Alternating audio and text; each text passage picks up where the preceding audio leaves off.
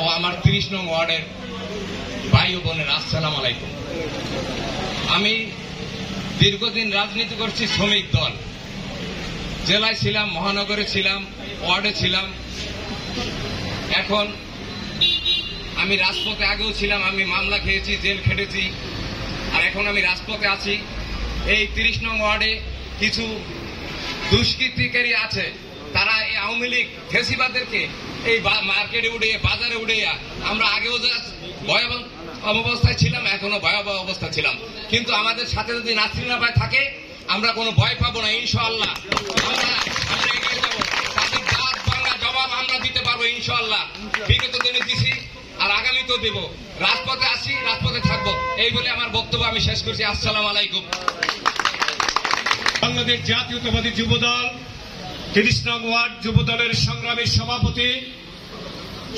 সভাপতি জনাব রমজান হাওলাদার।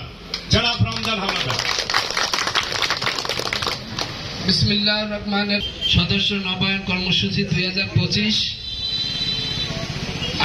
আজকে সবার মধ্যমণি বরিশাল মহানগর বিএনপি সিনিয়র যুগ্ম আহ্বায়ক আফরোজা খানম নার্সিন, উপস্থিত আছেন যুগ্ম আহ্বায়ক হালিম মির্জা, উপস্থিত আছেন যুগ্ম আহ্বায়ক লিটু ভাই, উপস্থিত আছেন মহানগরের নেতৃবৃন্দ, উপস্থিত আছেন আমার এলাকার গণ্যমান্য মুরব্বিয়ান ও ভাইয়েরা, উপস্থিত আছেন খোরশেদ ভাই, উপস্থিত আছেন হারুন ভাই, আরো অন্যান্য।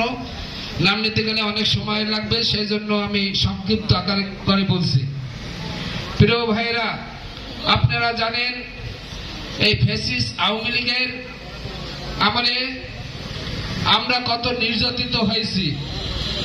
অন্যান্য ওয়ার্ডে যারা বিএনপি নেতৃত্ব দিচ্ছে তাদের ভিতর একটি মামলা আছে কিনা আমার জানা নেই। আমরা 10টা থেকে 11টা মামলা খেয়েছি, রাতের বেলা ঘুমাতে পারি নাই, বিভিন্ন মামলা শিকার হয়েছি। আর ওয়ার্ড যুবদল আজকে 15-16 বছর ধরে করছি। এখন যারা ছাত্র দলের নেতৃবৃন্দ আছে, আমার ছোট ভাইরা, তাদেরকে এই জায়গায় আমাদেরকে প্রতিষ্ঠিত করতে হবে। তাই আমি মনে করি এখনই বিএনপি করার উপযুক্ত সময়। তাই যোগ্য নেতৃত্ব গড়ে তুলতে হলে 30 নম্বর ওয়ার্ডে সবাইকে শক্তিশালী সংগঠনে রূপান্তরিত করতে হলে আমাদের জাতীয়তাবাদী ফোরামের এই আশাবাদ ব্যক্ত করে আমি আমার সংক্ষিপ্ত বক্তব্য শেষ করছি। আল্লাহ হাফেজ। বাংলাদেশ জিন্দাবাদ।